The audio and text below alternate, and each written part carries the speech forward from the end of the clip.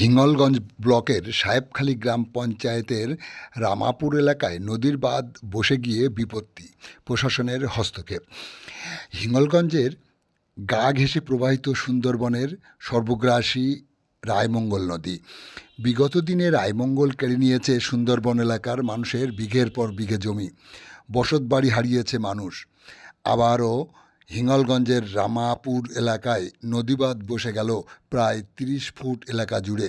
খবর জানাজানি হতেই পরিদর্শনে আসেন হিঙ্গলগঞ্জ ব্লকের বিডিও দেবদাস গাঙ্গুলি। হিঙ্গলগঞ্জ বিধানসভার বিধায়ক দেবেশ মণ্ডল। আতঙ্কের দিন কাটাচ্ছে স্থানীয় সাধারণ মানুষ। প্রশাসনের পরিদর্শনের পর জেসিপি দিয়ে নদীবাঁধ মেরামতের কাজ শুরু হয়েছে যুদ্ধকালীন তৎপরতায়। দেখুন কি বললেন বিধায়ক সহ স্থানীয়রা। প্রাকৃতিক বিপর্যয়ের মধ্যে এটা একটা প্রাকৃতিক বিপর্যয়, যে নদী ভাঙনটা, এগুলো তো প্রকৃতির সঙ্গে তো লড়াই করে পারা যায় না, কিন্তু প্রকৃতি যেভাবে যখন এই আক্রমণ করে বা যেভাবে এভাবে আমাদের কাছে বিপর্যয় হিসেবে প্রকাশ পায়, তখন প্রশাসনিক লেভেল থেকে সেগুলোকে প্রতিকার করতে হয়। ওখানে যে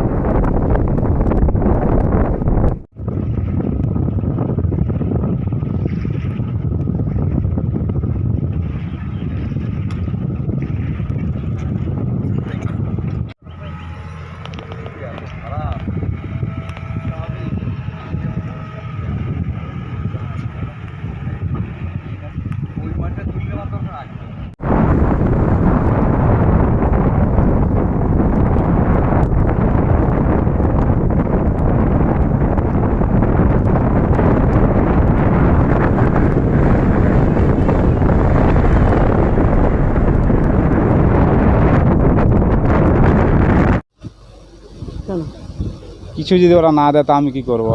আমাদের পার্টি কমরেড যারা আছে তারা কিছু দিচ্ছে না, আমাদের দিকে তাকায় না তারা। আমি ওই লোক মাছ ধরি টুকটাক, হরি নামটাম করি।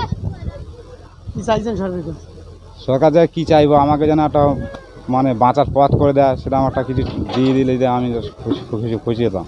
কোথায় এটা? এটা রমাপুর। কোথায়? রমাপুর স্কোয়ারি ঘাট। কি নাম আপনার? বিকাশ মণ্ডল।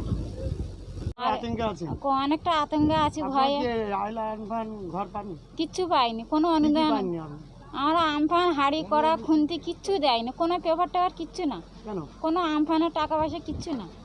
না দিলে কতবার হেঁটেছি, না কোনো ঘর পাইনি। এখন চাইছি সরকারের কাছে, বলেছি যে আমারটা ঘর দাও, কিছু একটা পেপার টেপার দাও, একটা তাবু খাটাবো, তাও পর্যন্ত দেয়নি। এরা শুধু আসতেছে, দেখে দেখে চলে যাচ্ছে, কিচ্ছু দেয়নি। কি নাম আপনার? সভা মণ্ডল। কোথায় বাড়ি? রমাপুরি শিলবাড়ি ঘর।